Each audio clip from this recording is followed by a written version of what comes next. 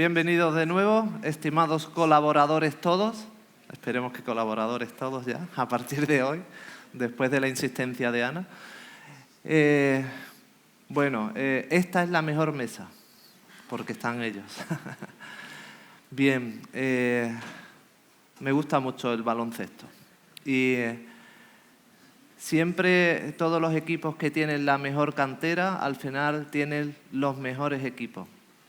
Los equipos que trabajan la cantera y van sacando sus mejores jugadores, al final algunos llegan y son los mejores y hacen mejor a ese equipo. Hoy traemos la cantera, que es lo que al final esos equipos que son grandes es a lo que más cuida. Por un lado tenemos la universidad que nos lo forma y nosotros la responsabilidad de darle el crecimiento adecuado. No sé cuántos alumnos salen todos los años, cuántos egresados hay de la universidad, de todas las universidades, de las facultades de farmacia de España. Pero todos tienen que salir con el trabajo fin de grado. Y muchísimos, estoy seguro que son trabajos fin de grado excelentes. Sin embargo, se desangran o no tienen el conocimiento suficiente ni por nosotros ni por nuestros compañeros. Desde un principio que estuvimos hablando sobre este congreso, teníamos claro que teníamos que dar voz a los trabajos fin de grado. Y eso es lo que estamos haciendo hoy. Y yo creo que cada vez no podemos pasar cada 2 años viendo trabajos fin de grado. Dentro de 2 años será nuestro próximo congreso. Sino que esto tiene que ser un inicio de camino para todo congreso nuestro donde esté la oportunidad de esos mejores trabajos fin de grado, de los muchísimos que se presentan en España, sean capaces de darle el altavoz nosotros, CEFAC, el Consejo General, las jornadas que puedan haber autonómicas. Todo eso yo creo que tenemos que ser altavoz. Dicho esto, empezamos. Bueno, mesa de trabajo fin de grado, pero para evaluar esta mesa de trabajo fin de grado, lo primero que tenemos que poner es los pies en la tierra y para ello presentamos a María Álvarez Sotomayor, mi amiga, mi compañera, María, compañera de promoción y de banca durante los 5 años aquellos, no hace muchos. Ella es profesora de farmacología y atención farmacéutica en la Universidad de Sevilla. También es vicepresidenta de la Conferencia de Decanos y decana de la Facultad de Farmacia de Sevilla. Así que, María, adelante. Bueno, en primer lugar, pues, cómo no, agradecer a la Fundación Farmacéutica Alquer, Alberto y Ana, pues que quisierais contar conmigo para esta mesa redonda. Agradecer al Colegio de Tenerife, pues esta magnífica organización, por la que además felicito a la Fundación y al Colegio. Y agradecer a todos ustedes, al Foro de Atención Farmacéutica, al Consejo General, a los colegios, la labor que hacéis y todo lo que yo he aprendido participando en esas reuniones de foro y el mundo que se nos abre también a la universidad de colaboración con la farmacia comunitaria, ¿vale? Porque yo creo que tenemos que trabajar mucho esas sinergias. Pues bien, yo está claro que no he hecho el trabajo fin de grado, de hecho yo no hice ningún trabajo fin de grado porque soy licenciada, entonces no teníamos que hacerlo. Y bueno, pues me pidieron que hablara sobre el comienzo del camino, si es que hay un camino y si es que es el comienzo del camino. ¿Qué es esto del trabajo fin de grado? Ya he dado una orientación. Esto comienza con el grado. Obligatoriamente, todas las titulaciones después de Bolonia tienen un trabajo, que es un proyecto de investigación. A nosotros en farmacia nos dice la Orden CIN que es un ejercicio de integración de los contenidos y de las competencias de todo el título. Como cualquier trabajo de investigación, siempre va a necesitar conocimientos globales, ¿no? Porque tú a lo mejor pues vas a discutir sobre efectos de un medicamento en pacientes, pero has tenido que tener en cuenta tus conocimientos de tecnología farmacéutica, de farmacología, de fisiopatología, de bioquímica clínica para poder integrar eso finalmente en un trabajo. Es un trabajo de iniciación a la investigación que tiene un tutor, que es un profesor de la universidad, puesto que es una actividad que tiene que ser evaluada. En la nota, parte de la nota la pone ese tutor, que se defiende delante de un tribunal universitario. Ellos se exponen a que profesores diferentes de los que lo han tutorizado los valoren y les hagan preguntas inquisitivas. ¿verdad? Que eso impone mucho. Puede ser un trabajo experimental, pero también puede ser un trabajo de revisión bibliográfica, que también es una investigación interesante. Y, bueno, importante también, y creo que una oportunidad, es que puede realizarse en colaboración con una institución externa a la universidad que acoja al alumno, que en nuestro caso, pues las instituciones que acogen alumnos en prácticas tuteladas, ya sean farmacias comunitarias, hospitales o otro tipo de instituciones donde un alumno pasa un periodo, pues es una oportunidad para ampliar esa dedicación al trabajo fin de grado. El inicio del camino, bueno, ¿qué camino? Pues yo entiendo que este camino lo que pretendemos es que a partir del trabajo fin de grado pues se inicie un camino que lleve a que se promueva la investigación desde la farmacia comunitaria. Es decir, si estamos iniciando un camino que te inicia la investigación, que eso no se vea interrumpido, sino que siga habiendo esa inquietud por seguir colaborando en proyectos de investigación. Ahí el camino, bueno, tiene una pequeña curva porque es la imagen que encontré así, que me gustaba, más minimalista, pero ese camino puede ser más o menos tortuoso, casi nunca es una autopista y lo que tenemos que intentar es que la persona que lo inicia pues no se desvíe nada más comenzar y decida, pues yo me voy por otro camino que no tenga nada que ver con esto. Y eso tiene algunos retos y cosas que tenemos que tener en cuenta. En primer lugar, el trabajo fin de grado tiene que ser un trabajo que sea posible que el estudiante lo haga en el tiempo que está estimado para ello, porque es que sin hacer el trabajo fin de grado no terminan la carrera. Entonces, no puede ser un trabajo que nos planteemos una investigación tan larga y tan ambiciosa que no dé lugar a que el estudiante termine, ¿no? Y que le pase, pues, como en titulaciones técnicas que se tiran, pues no sé, 2 años más con el proyecto fin de carrera. Eso no se trata de ese objetivo. Eso requiere que el trabajo tiene que estar planificado previamente y planificar un trabajo de investigación no es algo tan sencillo. Luego veremos que en sí mismo podría ser casi otro trabajo fin de grado. Es importante que si queremos que este camino sea andado, exista una colaboración entre la farmacia comunitaria y la universidad. Y, como he dicho, creo que es una simbiosis donde nos beneficiamos ambas partes. Yo soy profesora de la universidad, he investigado muchísimo en farmacología básica y mi punto de vista a día de hoy es que tenemos que pasar más hacia la investigación clínica aplicada y hacia la transferencia directa del conocimiento. Y para eso necesitamos la interacción con los pacientes. Y ya sabéis que las facultades de farmacia no están dentro de los hospitales universitarios como las de medicina o enfermería, con lo cual el acceso a los pacientes no es posible porque no somos una institución sanitaria con un número de registro que pueda hacer una actividad sanitaria arreglada sin que nos pongan una demanda o cualquier cosa si hubiera algún problema, que no es ninguna tontería. Entonces, necesitamos esa interacción, ese conocimiento y esa colaboración. Y luego tenemos que tener en cuenta la ética en la investigación. El objetivo de la investigación no es ponernos medallas, decir que hacemos investigación. El objetivo de la investigación debe ser resolver una pregunta para ayudar a los pacientes, no para tener nosotros más currículum, ni ser más doctores, ni nada de esto. Entonces, eso tiene que ser verificado por un comité de ética en la investigación, que tampoco es una cosa que también es compleja y a veces pues, te preocupa. Por lo tanto, ¿qué es lo que yo creo que debemos tener en cuenta para llevar con éxito esta propuesta? Pues que tenemos que tener toda una serie de ingredientes preparados antes de empezar a elaborar la receta, ¿vale? Necesitamos tener el comité de ética, los procedimientos que vamos a seguir, la planificación metodológica, el diseño adecuado, con la metodología adecuada, calculado el número de pacientes, el tamaño de la muestra, identificados criterios de exclusión, de inclusión.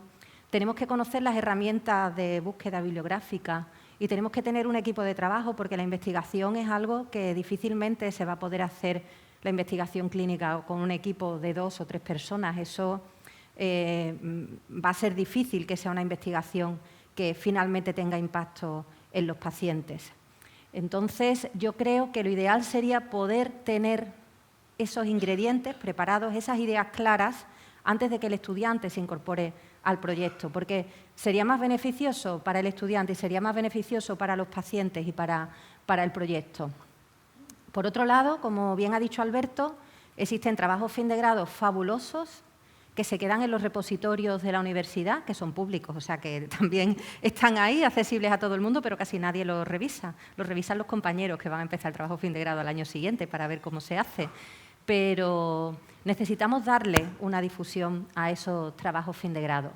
Y por otro lado, pues me pregunto, ¿le merece la pena a un estudiante hacer un trabajo fin de grado en investigación clínica asistencial con los pacientes? Es una pregunta que también nos tenemos que hacer para pensar en cómo motivarlo, a qué retos se enfrenta el alumno y pensar cómo podemos también favorecer esa difusión. Yo me pregunto si quizás, puesto que decimos que esto es un trabajo arduo, pues se podría hacer un equipo en el que pues un curso lo que tuviera que hacer un estudiante es preparar el proyecto, preparar la metodología, calcular el tamaño de muestra, hacer una revisión bibliográfica estructurada. Esa podría ser una primera parte, es una idea. Otra idea es que si queremos que a la larga, esto desde el punto de vista del estudiante, esa es una parte, pero que a la larga haya farmacéuticos comunitarios que se hayan iniciado en ese camino, que acaben defendiendo sus tesis doctorales en trabajos de investigación asistencial, que a lo mejor hay aquí personas que están en esa labor o que lo han llevado a cabo desde sus farmacias comunitarias, pues conocen la problemática a la que se enfrentan. Creo que deberíamos tomar algunas ideas de otros sectores. Por ejemplo, los hospitales tienen unidades de investigación clínica, ¿no? Pues no sé, los colegios, los consejos, una unidad de investigación clínica con un asesoramiento en estadística, en diseño, donde pues pudiera, pues incluso, pues sí, que lo pagara una tarifa, el que esté colegiado baratita y el que no esté colegiado, pues incluso podría hacerlo sostenible. No sé, lanza ahí alguna idea. En definitiva, creo que es una oportunidad porque con que solo un 10% de los estudiantes que salen hicieran un trabajo asistencial tendríamos una cantera buena, como dice Alberto. Tenemos que incentivar esta realización. Es una oportunidad de colaboración para todos, que tenemos que sentarnos, tenemos que hablar y tenemos que planificarlo bien y tenemos que promover los ejemplos, las buenas prácticas de lo que se está realizando y, sobre todo, la mejor forma de reconocer es que la investigación formara parte del reconocimiento de la carrera profesional. Las profesiones en las cuales se está promoviendo mucho la investigación asistencial es que para aumentar tu sueldo, para tener un mejor puesto de trabajo, no tienes más remedio que haber cumplido una serie de objetivos en investigación. Y eso lo demuestras con investigaciones publicadas, con comunicaciones a congresos, con premios, etcétera, etcétera. Entonces, creo que eso deberíamos tenerlo en cuenta si queremos que esto avance. Y nada más, aquí os dejo por la puerta por la que salía Carmen de su trabajo, que tiene en lo alto la fama, que es una alegoría, que los clásicos lo entendían como la voz popular o la mensajero de los dioses. Aquí tiene una sola trompeta, pero en algunas imágenes tiene dos, la de la verdad y la de la mentira. Bueno. Vamos a quedarnos siempre con la buena, que es la de la verdad. En mi universidad es la de la verdad. Así que nada más. Muchas gracias, Alberto. Estupendo. Muchísimas gracias, María. Comenzamos con los protagonistas de la mesa. Comenzamos con Davinia Barranco López. Ella viene desde la Universidad de Salamanca y, bueno, estamos deseando de escuchar qué nos propone. Más que qué nos propone, ¿qué hiciste? ¿Perdón? Estamos deseando escucharte. Tienes vale, 9 minutos por delante. Buenos días a todos y a todas. En primer lugar, quería agradecerle a Pharmaceutical Care, en concreto al Comité Científico, por invitarme a estar aquí, también al Colegio de Farmacéuticos de Tenerife. Y nada, voy a hablar acerca de mi trabajo de fin de grado, espero que os guste. Y pues se titula La evaluación de la efectividad de los sistemas personalizados de dosificación en la incidencia de problemas de salud y de PRM-RNM en pacientes polimedicados en una farmacia comunitaria. Es un estudio de cohorte retrospectivo. La no adherencia a los tratamientos farmacológicos en pacientes crónicos polimedicados es un problema de salud pública de primera magnitud Y diversos estudios y metaanálisis realizados en los últimos años estiman que entre un 65 y un 75% de los pacientes crónicos son adherentes, siendo este fenómeno especialmente evidente en los pacientes dislipémicos, hipertensos y diabéticos. La falta de adherencia implica una progresión más rápida de la enfermedad, una aparición de problemas relacionados con la medicación, incluyendo interacciones y reacciones adversas al medicamento, y supone un incremento de los costes directos e indirectos.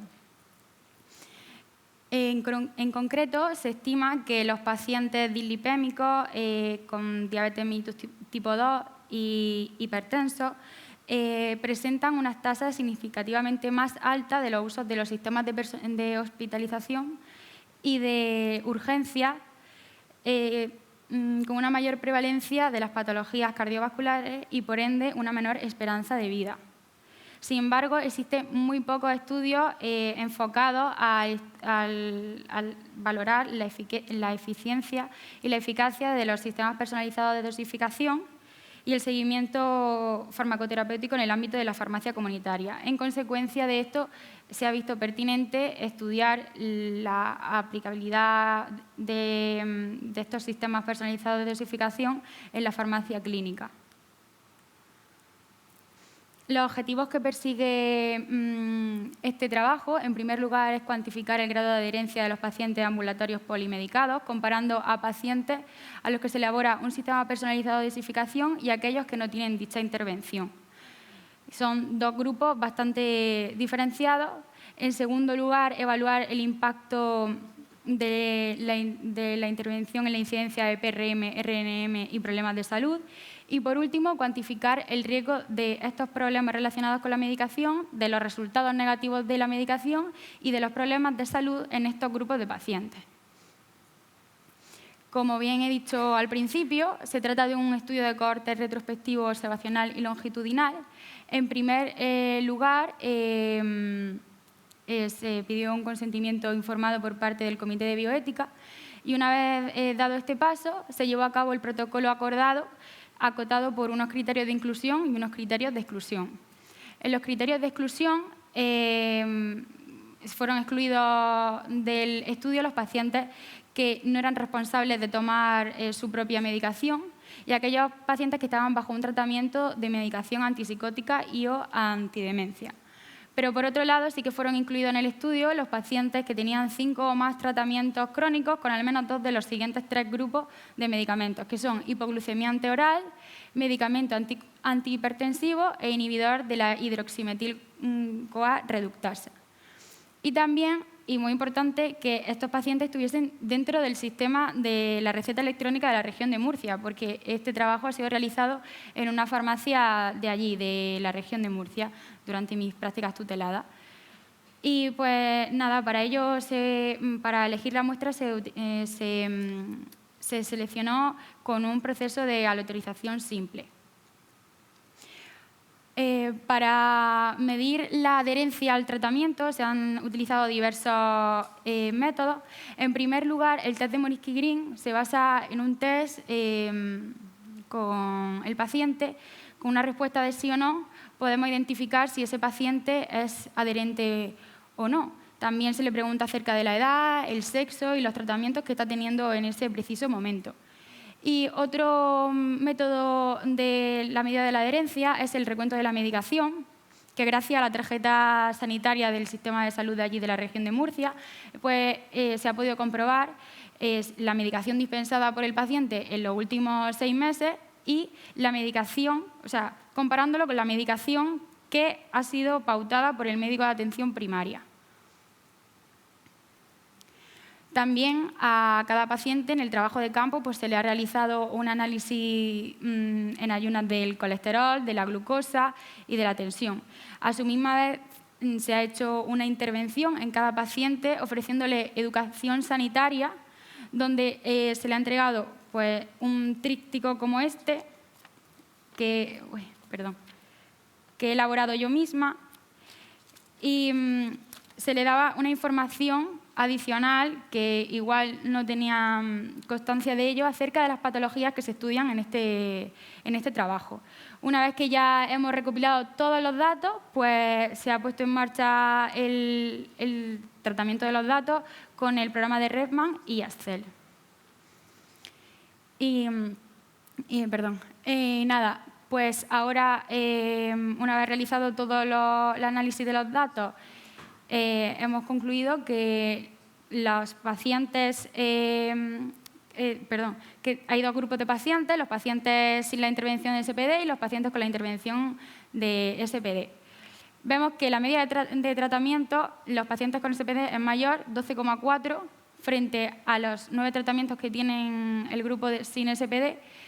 Y claro, si nos centramos en este último grupo, vemos que los pacientes sin SPD son Morisky-Green adherentes, 13 de ellos. Pero sí, claro, si nos basamos en el otro método del recuento de medicación, solamente son adherentes 39,9% de los pacientes y el 61,1% no lo son.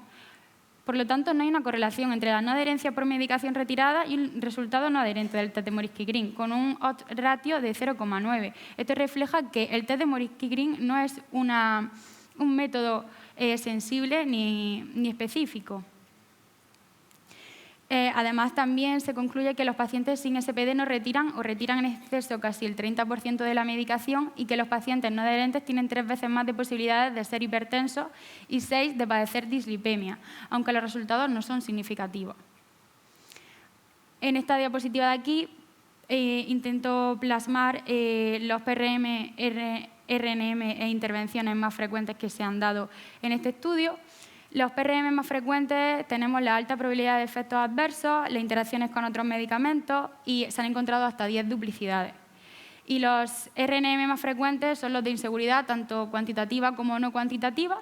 Y las intervenciones, la principal intervención que se ha hecho es derivar al médico de atención primaria, proponiendo unos cambios en el tratamiento.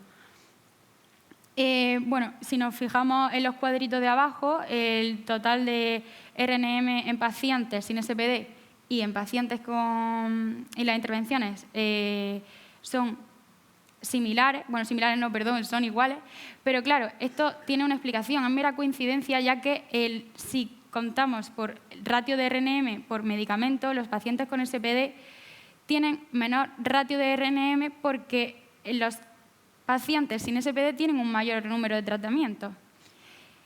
Y pues el tipo y número de PRM-RNM se ha visto que en otros trabajos enfocados a estudiar... Vale, perdón. Vale. Me he perdido. En otros estudios realizados, por ejemplo, por... no me sale ahora. Por Paulina, pues vemos que son similares. Y nada, pues las conclusiones son remarcar lo que ya he dicho anteriormente, que en primer lugar el 61,1% de los pacientes sin SPD se consideran no adherentes en función de la medicación retirada y el 39% lo son en función del test de Morisky-Green, que los pacientes no adherentes tienen 3 veces más de posibilidades de ser hipertensos y más de 6 veces de presentar dislipemia, y aunque los resultados no son significativos. En tercer lugar, los PRM más frecuentes de estos pacientes son los de interacción y probabilidad de efectos adversos y problemas de salud no tratados. Además, se han identificado 10 duplicidades. En cuarto lugar, se identifica el mismo número de RNM y de intervenciones por paciente en los pacientes tratados con SPD y en los que no lo están. Sin embargo, el ratio de RNM por paciente es más alto en los pacientes sin SPD. Y, por último, los resultados avalan el uso de SPD en pacientes polimedicados en las patologías estudiadas, ya que van a mejorar tanto sus indicadores bioquímicos como su calidad de vida y van a ser adherentes a los tratamientos. Y, por último, aquí tengo mi bibliografía, que os invito a que escaneéis con el código QR con vuestro móvil para poder visitar las fuentes que yo he consultado, y además porque está mi trabajo de fin de grado ahí detallado para que lo podáis ver. Y pues nada, esto es todo. Muchas gracias. Muchas gracias. Muy bien, muy bien. Bueno, estupendo. Sí. No sé qué quería Juan. Bueno, seguimos. Interesantísimo, Davinia, y lo has hecho muy bien. Venga, ya te puedes relajar. Lo siento, es que en ese momento, como has dicho 1 minuto, me he puesto tensa. Bueno, le toca el Y la turno primera vez que hablo con un a micrófono. Marina Florina Nasui. Ella viene de la Universidad del País Vasco, está ahora mismo en farmacia comunitaria y adelante, 9 minutos.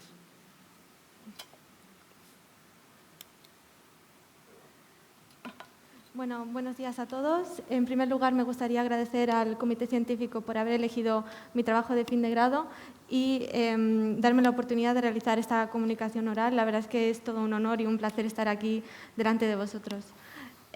Bueno, pues el título de mi comunicación es La evaluación del conocimiento de la población sobre los medicamentos genéricos y diseño de un protocolo para su dispensación en la farmacia comunitaria. Bueno, pues en primer lugar hablaré de los medicamentos genéricos. Como ya sabéis, pues aparecieron como estrategia de contención del gasto farmacéutico y actualmente suponen un elevado porcentaje de ventas de medicamentos. Sin embargo, la dispensación de medicamentos genéricos en España se encuentra aún lejos de la media europea, como veis en la figura, y se ha detectado reticencia por parte de los pacientes a aceptar las sustituciones por los medicamentos genéricos. Por tanto, el objetivo de este trabajo es evaluar el conocimiento que tiene la población sobre los medicamentos genéricos, determinar las causas de reticencia al uso y a la dispensación y a la sustitución por medicamentos genéricos y establecer un protocolo de actuación desde la farmacia comunitaria pues, para mejorar la educación sanitaria sobre los medicamentos genéricos. En cuanto a la metodología, se ha hecho un estudio prospectivo y observacional que fue aprobado por el Comité de Ética de la Universidad, donde se tomó una muestra de 204 participantes en la farmacia Begoña Tomelana, donde realicé mis prácticas tuteladas, y en un centro el Centro de Fisioterapia y Fisioenergía, que colaboró con nosotros para conseguir el tamaño de muestra adecuado.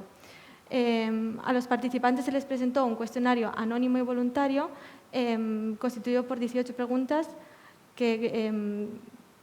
donde comprendían distintos aspectos que luego a continuación comentaré. Y los resultados se analizaron mediante el programa SPSS.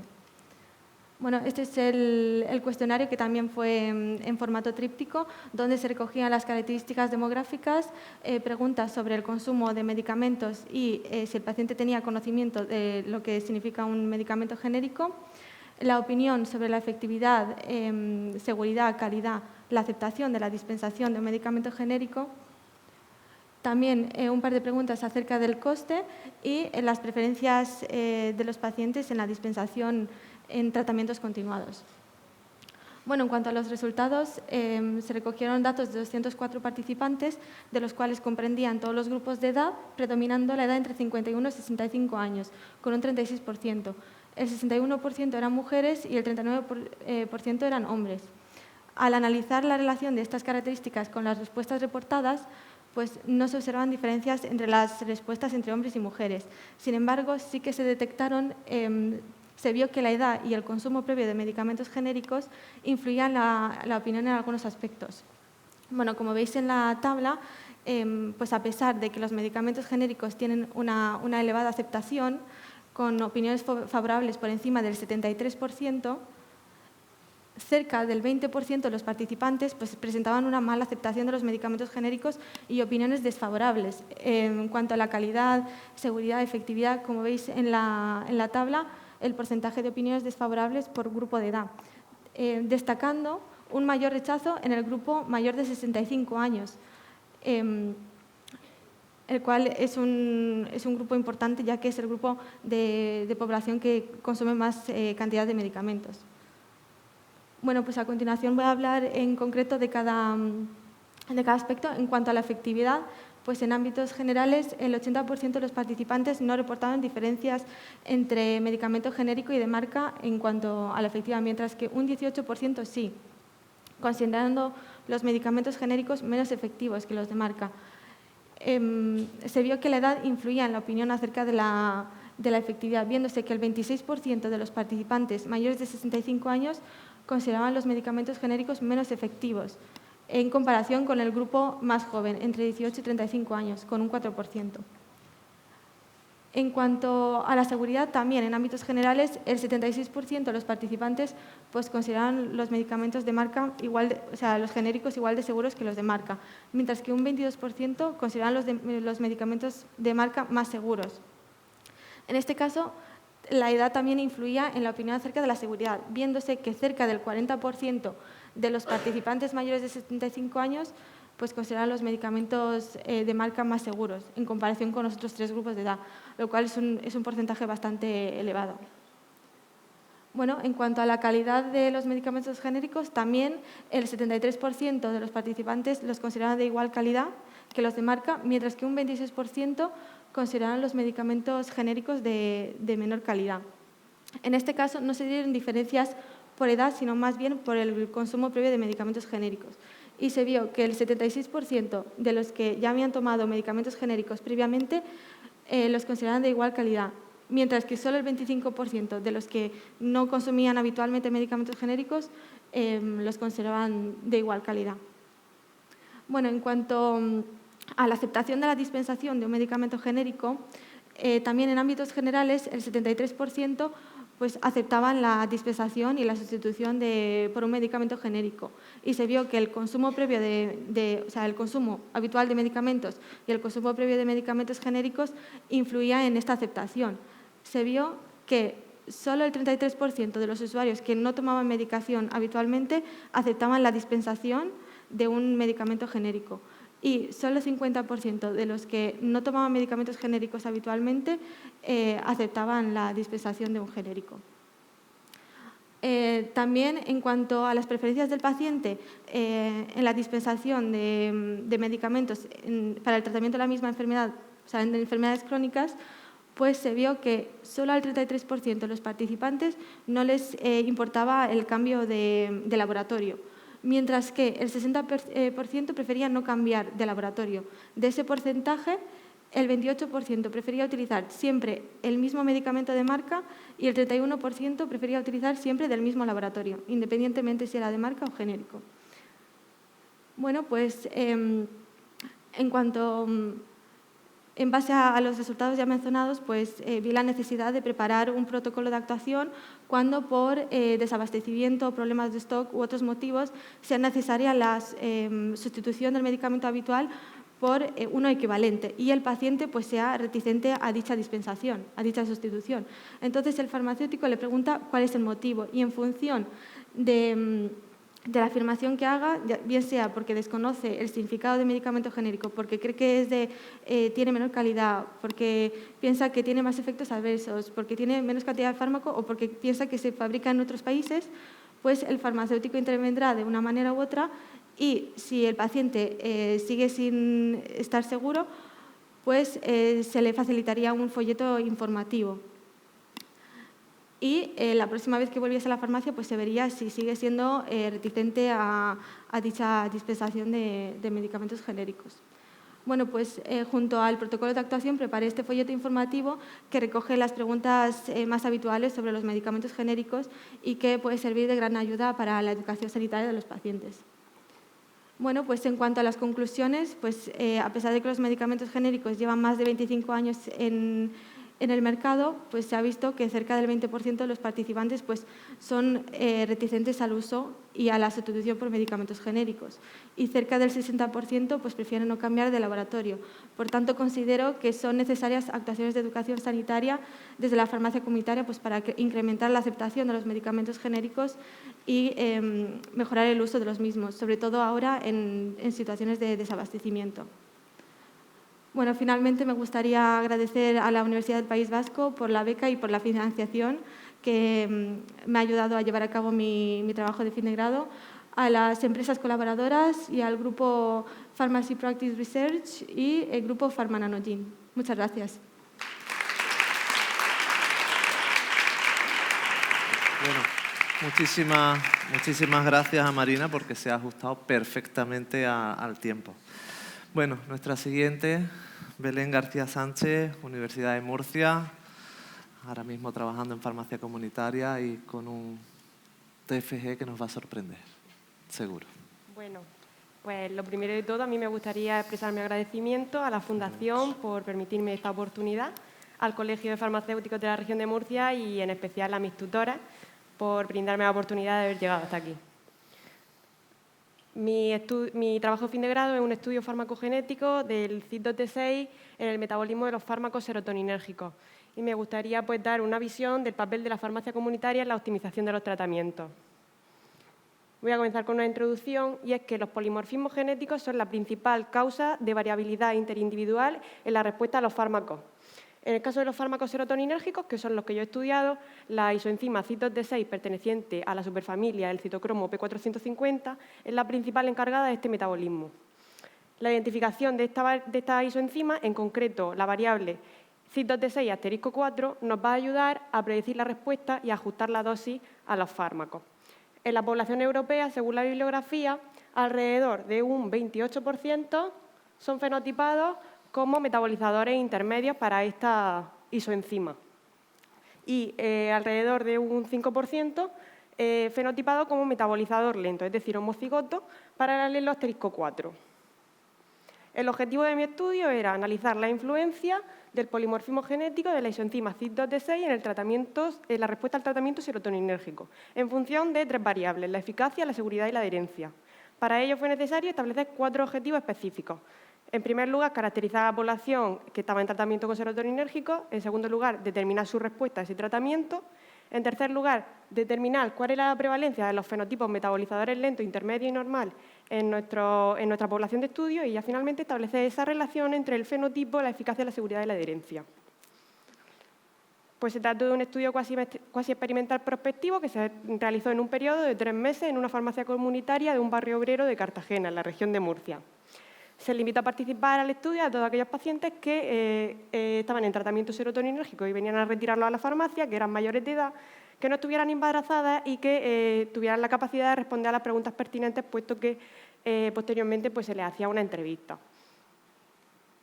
Las variables fueron muy amplias para estudiar todos los campos de este estudio y el procedimiento fue el siguiente. Acudía a la farmacia esa persona que cumplía los criterios de inclusión y se le ofrecía la participación en el estudio de una manera clara y sencilla para que lo entendiera. Si el paciente aceptaba, se le hacía una entrevista. En esa entrevista estudiábamos todos los problemas de salud, tanto los tratados y los no tratados del paciente y los fármacos que tenía en su tratamiento.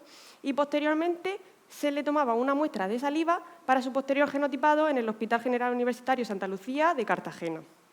Y este proceso lo realizaba el investigador principal, en este caso yo, en colaboración con el equipo del hospital. Pasábamos a la fase de estado de situación. Una vez teníamos todos estos datos, relacionábamos los problemas de salud del paciente con la medicación que tomaba para posteriormente, en la fase de estudio, estudiar qué enzima metabólica utilizaba cada uno de los fármacos de este paciente y estudiar las interacciones posibles. Y en la fase de evaluación establecer los problemas relacionados con los medicamentos y los resultados negativos asociados a la medicación. Como he dicho, era necesaria tomar muestras de saliva del paciente y, por tanto, un consentimiento informado para este paciente. Por eso este proyecto contó con la aprobación de los comités éticos tanto del hospital como de la Universidad de Murcia. En cuanto a los resultados, a la hora de caracterizar a la población encontramos que la mayoría de nuestros pacientes eran mujeres. En primer lugar, se le ofreció este estudio a 32 personas y aceptaron 23 de ellos, siendo la gran mayoría de ellas, un 70%, mujeres. Además, eran adultas con una media de 62 años y estos datos coincidían con lo esperado, puesto que los problemas de salud mental son más prevalentes en las mujeres y aumentan conforme va aumentando la edad. También eran pacientes con sobrepeso, en la gran mayoría de los casos, con niveles de frecuencia cardíaca, tensión arterial y colesterol adecuados. Además, la media de medicamentos que tomaban los pacientes era de 7 medicamentos, por tanto eran pacientes polimedicados, lo cual explica la gran cantidad de interacciones que se encontraron. En cuanto a la respuesta al tratamiento, de una manera muy sencilla, a la hora de estudiar la seguridad encontramos un total de 33 PRM, siendo la gran mayoría de estos de interacciones, sobre todo entre una estatina y un agente antihipertensivo. Pero cabe destacar que 3 de los PRM encontrados fueron clasificados como PRM de características personales. Estos problemas estaban relacionados con altas concentraciones de fármacos que se metabolizaban en el organismo, principalmente por la isoenzima CYP2D6. De estos 33 PRM derivamos en 37 RNM, siendo la gran mayoría de ellos de seguridad dosis dependiente. La adherencia fue adecuada en la gran mayoría de los casos, siendo mayor en las mujeres que en los hombres. A la hora de analizar el fenotipo, encontramos que nuestra muestra no estaba secada, puesto que la frecuencia alélica encontrada coincidía con la frecuencia estudiada en la bibliografía. Obtuvimos un total de un 83% de metabolizadores normales, un 17% de metabolizadores intermedios y ningún fenotipo metabolizador lento, hecho que era de esperar debido a la baja frecuencia con la que se encontraba en la población, que si recuerdan de lo comentado al principio, era de alrededor de un 5% en la población europea. Y ya pasando a lo importante, la relación del fenotipo con las tres variables, al estudiar la eficacia, vimos que los pacientes fenotipados como metabolizadores intermedios admitían que tenían mayor eficacia al tratamiento serotoninérgico que los pacientes fenotipados como metabolizadores normales. Este hecho avala esas altas concentraciones de fármaco en el organismo de los mismos, asegurando así su efecto terapéutico. En cuanto a la seguridad, al analizar los RNM, encontramos que los pacientes metabolizadores intermedios tenían mayores RNM de seguridad dosis dependientes que los normales, afirmando también este hecho, estas altas concentraciones de fármaco. Y hecho que también se ve afirmado con que los metabolizadores normales tenían mayores RNM de efectividad dosis dependiente que los metabolizadores intermedios. Además, cabe destacar que el 100% de los PRM encontrados en los metabolizadores intermedios eran esos PRM de características personales, los cuales hemos dicho que eran de fármacos con altas concentraciones de este fármaco que se metaboliza por la isoenzima CYP2D6. Por tanto, este hecho nos evidencia la importancia de estudiar el fenotipo a la hora de optimizar los tratamientos. Además, cabe destacar que el Foro de Atención Farmacéutica y Farmacia Comunitaria no contempla en su clasificación de PRM la posibilidad de un polimorfismo genético, por lo cual aprovecho ahora este momento de sugerir su futura incorporación para hacerlo así en un futuro de una manera más adecuada. Ya finalmente, analizando la adherencia, vimos que los pacientes metabolizadores intermedios eran más adherentes que los normales, hecho que no coincide con lo esperado, pero hay que tener en cuenta que la adherencia tiene cierta connotación subjetiva. Por lo tanto, hay que tratar estos datos con cautela. Ya todos estos datos pues, ya me llevan a afirmar la importancia del farmacéutico, puesto que, como ya habéis dicho, durante estos días somos el profesional sanitario más accesible para el paciente. Y además tenemos altos conocimientos en farmacología, sobre todo en farmacodinámica, que nos ayudan a estudiar pues, estas pruebas farmacogenéticas. Además, si trabajáramos en sinergia, como debería ser con el médico, podríamos mejorar estos tratamientos, optimizarlos y aumentar la eficacia.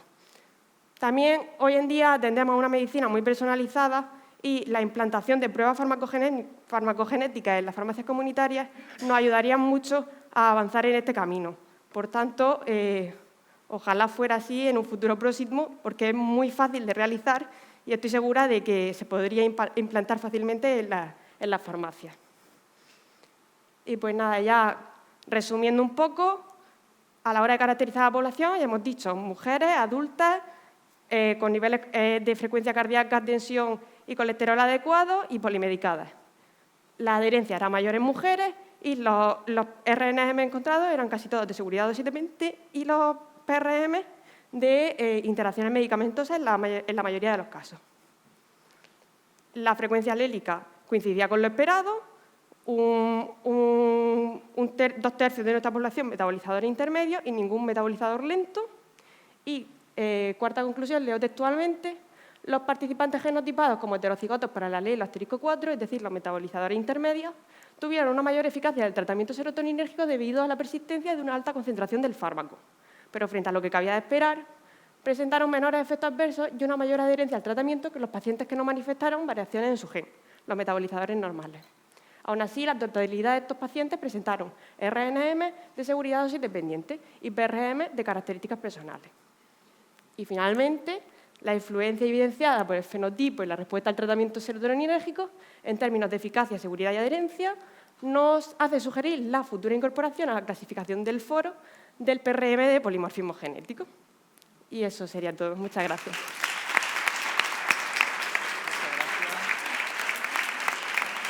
Gracias por tu exposición y por ajustarte al tiempo. Bueno, nuestro siguiente, Yagoba Aranda Andreeva, Universidad del País Vasco, también ya trabajando en farmacia comunitaria y todos atentos. Sí, perfecto. Bueno, me gustaría agradecer al Comité Científico, al Congreso y, bueno, y también a mis compañeros del Colegio Oficial de Farmacéuticos de Vizcaya.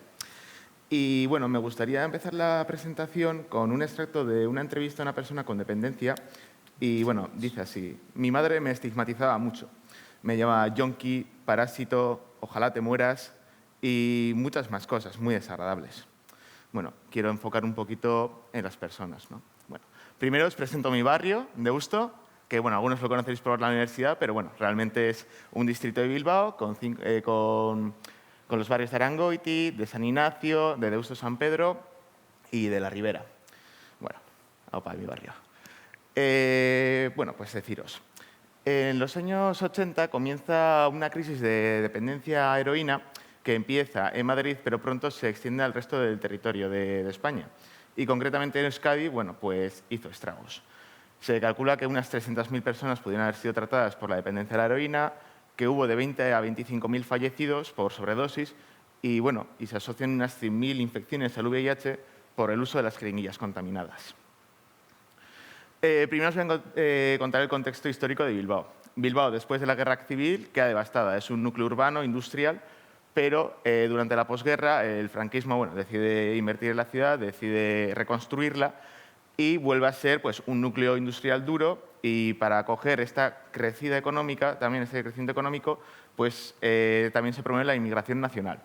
Y se empiezan a construir barrios vivienda, como por ejemplo son San Ignacio y Arangoiti en el barrio de Deusto. ¿Qué es lo que pasa? Que en los 80 llega la crisis económica, llega la crisis política y social. Tenemos, bueno, la actividad de la banda terrorista ETA, tenemos la represión. ¿Qué es lo que pasa? Toda la población obrera, los hijos, la segunda generación, tenían un futuro brillante prometido de trabajo y de repente se encuentran con que no hay nada, con que todo su mundo se ha venido abajo. Y se cristaliza una cultura de punky nihilista, que es el rock radical vasco, y dentro del cual, bueno, pues prospera la heroína. Aquí un artículo de un periódico que encontré, que en Deusto, bueno, pues yo pensaba que no, pero también fue un barrio muy azotado por la heroína. En Arangoiti se traficaba y, bueno, hay opiniones de la gente en su momento. A partir de 1985 llega la hecatombe para estas personas. Llega el SIDA y, pues, por la forma en la que se consumía en Euskadi, que era alguien se pinchaba y se pinchaban también todos los de la misma cuadrilla, pues todos adquirían el VIH. Entonces, cuadrillas de la noche a la mañana desaparecían. Fue una época terrible. Debido a esto, debido al miedo al SIDA posiblemente, bueno, vemos que hay una evolución del cambio de forma de dosificación, que pasó de inyectada del 91, o sea, del 91 casi el 80% al 50% en el año 2002. Y, bueno, y se promovió otra forma de consumo que era la inhalada. Esto puede que fuera, pues, bueno, pues por la educación sanitaria que dimos los diferentes agentes sanitarios, pero también por el miedo al SIDA. Bueno, ya a partir de los años 2000 ya vemos que bueno, Bilbao se renueva y el problema de la heroína parece que pasa a un segundo plano. Parece, digo. Lo que encontramos realmente con las personas con dependencia es que, bueno, si en los años 80 teníamos a gente joven, punky, de entre 15 y 30 años, hoy en día lo que tenemos son personas de muy avanzada edad que, bueno, pues que consumen la heroína de forma inhalada, pero que están totalmente marginalizadas.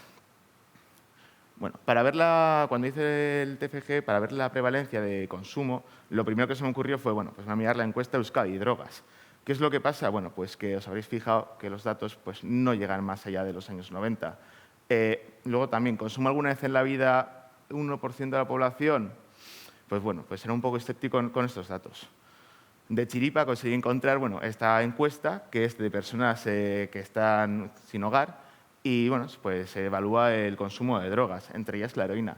¿Qué es lo que vemos? Bueno, pues que hay una prevalencia un poquito que parece algo más real, del 1,49%, y por otra parte, bueno, que coincide el perfil, que son personas de entre 45 y 64 años, que son los veteranos, por así decirlo. Y otra cosa es que todos, o sea, de todos los entrevistados, de una muestra de 4.000 personas creo que era, todos los que consumían heroína estaban viudos, separados, solteros y estaban inactivos. Bueno, pues lo que os digo. A donde quiero llegar con esto es que la salud la entendemos no solo como salud física y salud mental, sino también salud social. Y aquí en la salud social tendríamos que ver el tipo de estigma que sufre esta gente consumidora, y que son dos tipos. Uno, por una parte, extrínseco, que es el que la sociedad ejerce sobre las personas consumidoras, como por ejemplo esta mujer, que en cuanto se enteraron que consumía heroína, a la calle, despedida del trabajo. Y luego estaría, por otra parte, el estigma intrínseco, que es el que las personas consumidoras ejercen sobre otras personas o sobre sí mismas también. Por ejemplo, pues este hombre de 30 años que estigmatizaba muchísimo a su tío y a cualquiera que viera drogándose en la calle, aunque no fuera un amigo suyo. Pues bueno, pues es otra cosa que hay que tener en cuenta a la hora de hablar con estas personas y tratar. Creo que estamos todos, por suerte, en la misma página en este aspecto. La heroína es una sustancia muy adictógena y no es que sean personas viciosas o que es su culpa, no tanto, sino el tema de que, bueno, de que hay un contexto fisiopatológico que explica el ciclo adictivo, que, bueno, pues lo que ya conocemos, la intoxicación, la abstinencia y el craving por volver a consumir la sustancia. Bueno. Esto es muy importante porque nosotros los sanitarios pues, conseguimos que hubiera un cambio de paradigma. Al principio la sociedad bueno, pues, tuvo una respuesta punitiva y sobre estas personas y bueno, pues las metían en las cárceles, eran personas viciosas y ya está, no merecían nada más a la cárcel. Pero por suerte, este cambio de actitud de decir, bueno, son personas con una patología, pues nos ayudó a poder ayudarlas bien y mucho mejor. En Bilbao, concretamente, a partir del 84 se abrió la primera sala de consumo, porque era en la calle San Francisco, que era donde la gente iba a consumir y se decidió, bueno, pues vamos a abrir una sala donde puedan consumir de forma segura y no lo hagan en la calle y no dejen las jeringuillas también en el suelo, que al final es un problema para los vecinos. Y lo que pasaba está que, bueno, pues que este centro de consumo de la calle Conde Mirasol en San Francisco acumulaba a todas las personas consumidoras de Bilbao. Entonces, por iniciativa de las farmacias y del Colegio Farmacéutico de Vizcaya, bueno, pues se decidió igual un poquito dispersar este problema o que no estuviera concentrado en un solo sitio. Bueno, pues en el 96 comenzó el programa de metadona y 17 farmacias comunitarias bueno, pues se ofrecieron voluntarias y pronto se vio que era un éxito y se difundió al resto de Euskadi y del Estado español. Ayer Blanca, del colegio, también nos estuvo hablando de los programas de reducción de daños, excelentes, bueno, como visteis, ya los conocéis, pero yo un pequeño apunte que quería hacer solo es que antes del programa de metadona, que vino en el 96, pues vinieron el quitanticid y el programa de intercambio de jeringuillas, que vinieron antes. Y estos fueron muy importantes, no solo para prevenir la difusión del VIH entre estas personas, sino también para que ganaran confianza en el farmacéutico, para que ganaran confianza en el profesional sanitario y se fueran integrando. Bueno, por supuesto, deciros que los programas de metadona, todos los estudios coinciden en que son un éxito, que son un beneficio buenísimo para las personas con dependencia de la heroína. Bueno, el único efecto terso que sí que mencionarán de forma importante es la dependencia a la propia metadona. Bueno, pues es un tratamiento crónico al final. Concretamente, en el barrio de Deusto, bueno, pues hice una tímida investigación, aparte de la búsqueda biográfica, y bueno, pues fui a preguntar al módulo psicosocial de San Ignacio, que nació también en los años 80 de mano de los vecinos pues para intentar acabar con la problemática de las drogas. Hicieron un trabajo excelente, por supuesto. Conseguí la memoria de actividad de los años 91, 93, 97, que bueno, estaban en papel y de aquella manera. Pero bueno, hay que buscar, hay que escarbar los datos. Y lo que vemos es bueno, pues que la mayoría de las personas consumidoras pues, bueno, eran del barrio de San Ignacio, de Deusto, pues gente de barrio, que también venían de otros barrios. Luego también el perfil que vemos en los años 90, de 30 a 44 años. Como os digo, insisto, el perfil evoluciona, no es la persona joven que consumía heroína y ya se acabó el problema. Siguen viviendo. Y, bueno, y luego también hicieron una evaluación del primer programa de metadona en el 97, que bueno, pues tuvo un resultado muy positivo. Para ser la primera vez que se implementaba, pues bastante bien. Luego, algo que seguramente está inquietando a mucha gente y tal, el tema del fentanilo de Estados Unidos o los narcopisos. Bueno, pues todos nos preguntamos, ¿va a volver la heroína? Pues no como en los 80. O sea, a corto o medio plazo, por lo menos, no parece que vaya a volver, porque al final son dos problemas con idiosincrasia muy propios, ¿vale? Así que en un principio, bueno, si alguien tiene curiosidad, que pregunte.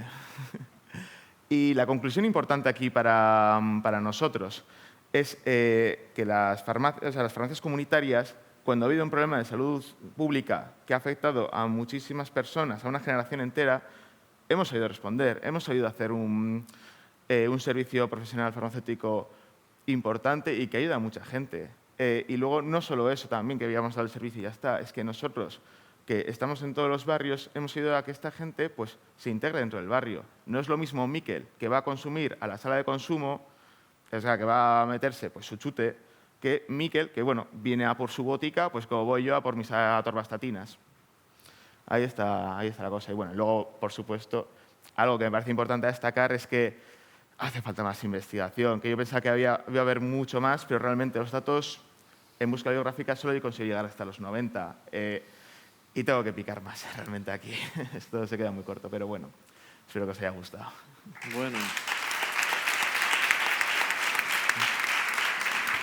Bueno, gracias, Yagoba. Interesantísimo. Gracias por abrirnos a otras realidades, donde la farmacia ha sido parte de esa historia y de eliminación de prejuicios. El barrio es la farmacia y la farmacia es el barrio. Bueno, por último, Melanie Pérez Trujillo viene de aquí, de la Universidad de La Laguna, y contigo cerramos. 9 minutos por delante. Buenos días. En primer lugar, quería agradecer tanto a la Fundación como al colegio y al comité científico por haber seleccionado este trabajo. Yo les voy a hablar sobre los criterios Stop Start para detectar prescripciones potencialmente inadecuadas en pacientes que reciben el SPD en una farmacia comunitaria. La atención farmacéutica se ha integrado en el sistema sanitario, como saben, por el aumento de enfermedades crónicas y el envejecimiento. Supone la participación activa tanto del farmacéutico, tanto en dispensación como en el seguimiento farmacoterapéutico. El seguimiento farmacoterapéutico tiene el objetivo de prevenir, detectar, informar y resolver resultados negativos asociados a la medicación. Entre los resultados negativos asociados a la medicación se encuentran los errores de medicación y dentro de estos están las prescripciones inapropiadas, que abarcan prescripciones potencialmente inadecuadas y posibles omisiones de prescripción. Para detectar estas prescripciones inapropiadas existen diversos criterios. Uno de ellos son los criterios Stop Start, que son una herramienta que describen los errores más comunes tanto en la prescripción como en la omisión de medicamentos y están pensados o ideados para adultos mayores de 65 años. Son muy fáciles de relacionar con el diagnóstico ya que están clasificados en sistemas fisiológicos. Los criterios Stop son una herramienta que permite detectar prescripciones potencialmente inadecuadas y están compuestos por 81 criterios. Incluyen interacciones entre fármacos, duplicidades. En cuanto a los criterios STAR, alertan sobre omisión de prescripción de medicamentos que realmente se deberían haber dado porque son necesarios. Incluyen 34 criterios. Cada vez más son los pacientes adultos polimedicados. Por tanto, en la actualidad muchas farmacias ofrecen el servicio de CPD para la correcta administración de los medicamentos y aumentar la adherencia terapéutica. Por tanto, aporta muchísimas ventajas tanto para el paciente como para el farmacéutico y el médico. Al paciente le reduce errores de medicación, le evita confusiones. Al médico le garantiza la adherencia al tratamiento y al farmacéutico le permite hacer un mejor seguimiento farmacoterapéutico. Por tanto, hay un contacto más estrecho y mejora la relación entre los profesionales sanitarios. ¿Cuál es el objetivo de este trabajo? Pues ha sido la detección de prescripciones potencialmente inadecuadas en pacientes que reciben su medicación mediante el SPD en una farmacia comunitaria, en concreto en la farmacia Naga. Para lograrlo, en primer lugar, se revisa la farmacoterapia de cada uno de los pacientes, recogida la receta electrónica y posteriormente se aplican los criterios Stop Start.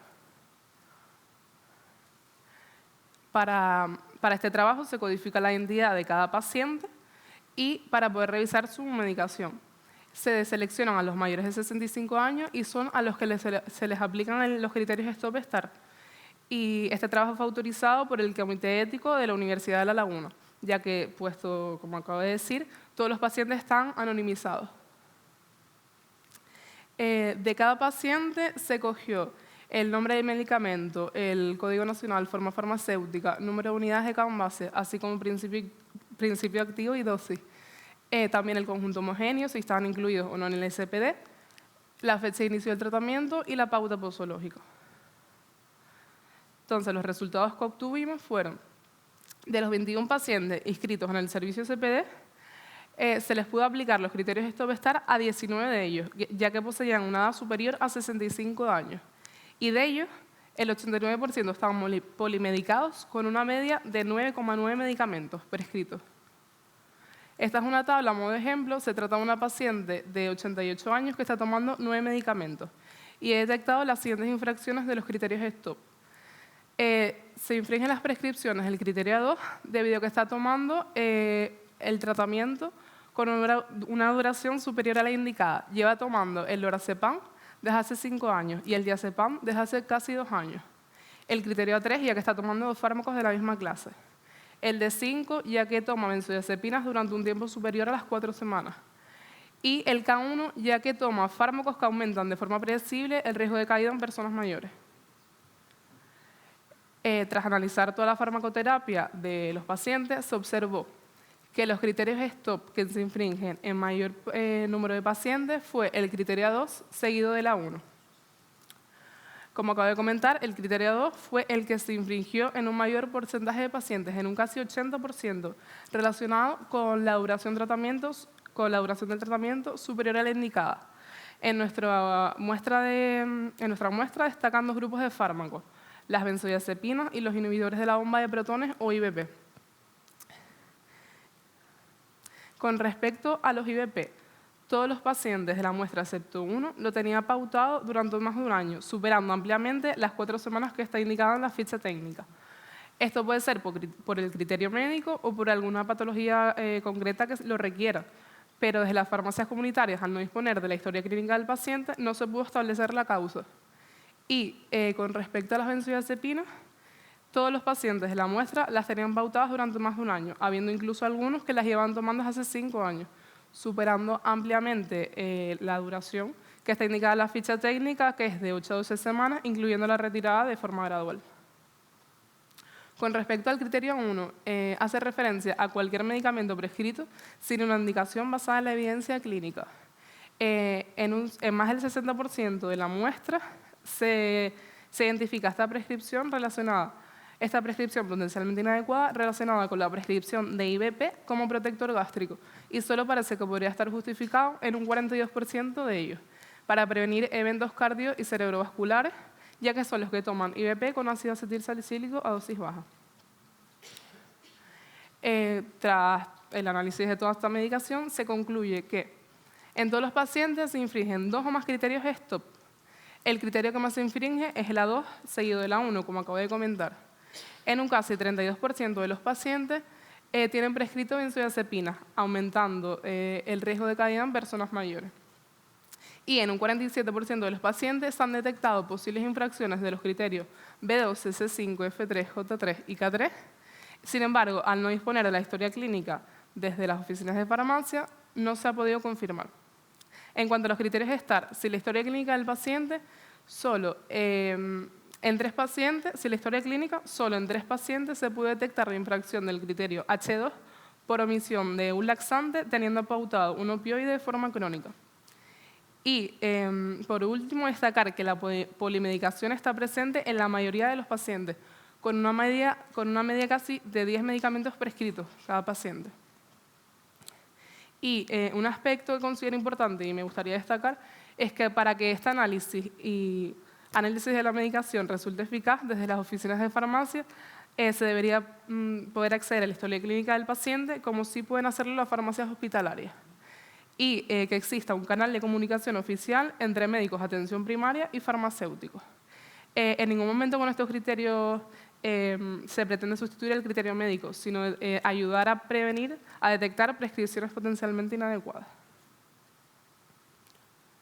Y quería agradecer en especial a mi tutora Esther Sánchez y a mi cotutor de FG Francisco Miranda por la ayuda a este gran trabajo. Muchas gracias.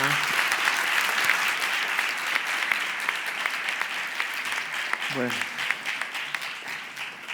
como habéis podido ver, ¿podemos permitirnos el no conocimiento de esto? ¿Podemos permitirnos esto? ¿Cuántos salen que hacen trabajos como estos y que no los conocemos? Desde aquí hay muchos con responsabilidad que organizan jornadas, congresos.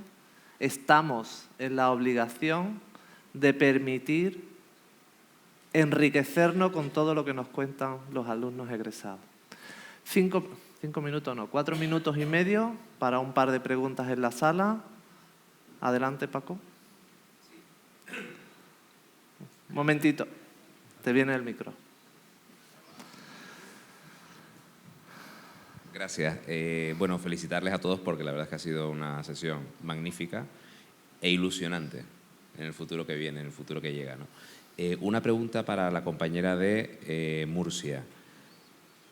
Un poco, si tienes alguna idea de económicamente cuán viable sería o cuánto costaría igual a pacientes con algún tipo de medicación concreta hacer el fenotipo de... ¿Me entiendes? Es decir, es algo que sería bueno que eso se hiciera desde la farmacia o colaboráramos desde la farmacia en tipificar a determinados pacientes para ajustes posológicos. ¿Es viable económicamente? Un poco una idea, pero no tengo ni idea, ¿eh? Gracias. Pues mira, te puedo dar datos exactos, porque claro, al final he tenido que gestionarlo un poco con ayuda, pero pues mira, se necesitaría para realizar esta genotipificación primero una sonda para poder llevar a cabo ese genotipo. La sonda cuesta alrededor de 200 euros y aparte unos 5 euros por cada paciente el kit para poder extraer el ADN. ¿Qué beneficios tiene esto? Pues que al final es una inversión que se hace para el futuro, porque la sonda no sirve únicamente para un paciente, sirve para miles, es lo mismo genotipar a 20 que a 300. Y pues yo creo que económicamente es una inversión que se debería hacer porque al final podríamos optimizar muchos tratamientos. ¿Cómo, perdón? La parte de prueba del análisis luego en el laboratorio de esa muestra que has tomado, no sé, igual más se puede... El coste aproximado por paciente sería de unos 10 euros por todo, por la extracción de DNA, por el genotipado y por el análisis. O sea, no es nada. Interesantísimo. Juan. Yo no quiero hacer una pregunta. Lo que sí quiero destacar es el lema del Congreso era ser protagonista y responde a los nuevos desafíos y el de esta mesa, el futuro lo escribes tú. Habéis sido protagonistas. Muchísimas gracias. Creo que esta idea ya la han copiado en otros congresos para el año que viene y creo que vamos a tener muchas más personas como vosotros, alumnas, alumnos, que nos van a enseñar qué es lo que tenemos que hacer para tener una profesión de futuro. Muchísimas gracias. Yo creo que el mayor aplauso tiene que ser para quienes estáis hoy ahí. Pues con esto terminamos.